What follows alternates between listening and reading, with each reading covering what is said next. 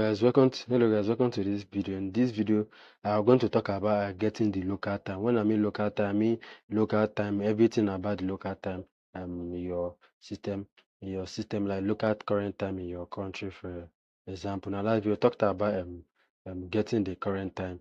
That's what we did. You're going to be a little bit similar, but let me comment this out. So let me go to the next line. And how do we do that? We can start to store it in a variable. Like here, we didn't store it in a variable, but we can start to do for that of local time. But let me make example on how to do that before we can store it in a variable. Before we can do to call the time, because I want to that of time. I want to call a function that of time. I can say time the local time, because we are dealing with local time. When we say local, we are talking about currently within your area or within your country. So we're going to call the function inside. When I say time dot local time, it's going to definitely prompt him the current time in my country right now. So let's say print the local time. Okay, what's going on? Okay, let me run it. I can see down here I got something like time structure. I can say STRT structure time. That's something like time year, which is dignified that this 2025. Time month. We know that month, this is January. The day, this is 30th. Hour, this is 16.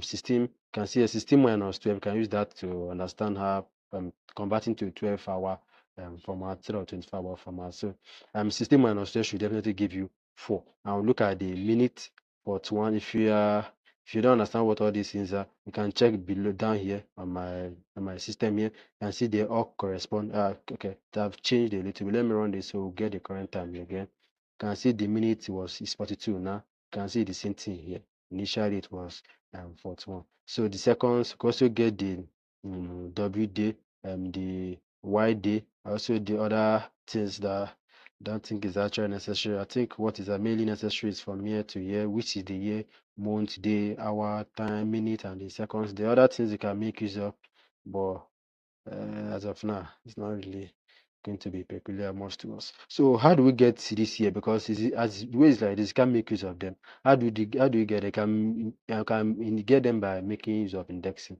Talked about indexing when I talked about this, so make sure to check it out. I know that this guy is in position 0. I talked about index. I said that indexing start from position 0. So this is 0, this is 1. So let's do example so we'll know what we are doing here. When I say 0, I'm talking about this time year 1. Let's run it. You can see down here I got 2025, which is referring to this guy. Let me get this hour right here. So it's going to be 0, 1, 2, 3. So let me remove this 0 and put 2, 3. 3, okay. You can see I get 16. You can see 16 is referring to the hour, the current hour. So I can also get the minute. If I get the minute now, which will be 4, if I get the minute, it's going to change because initially it's going to be 40. You're going to be 43 because my time currently down here is 43 right now.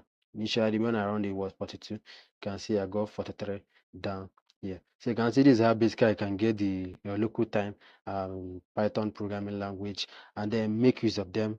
You can store it in a variable in case you want a task that I want to schedule a particular task for a particular time.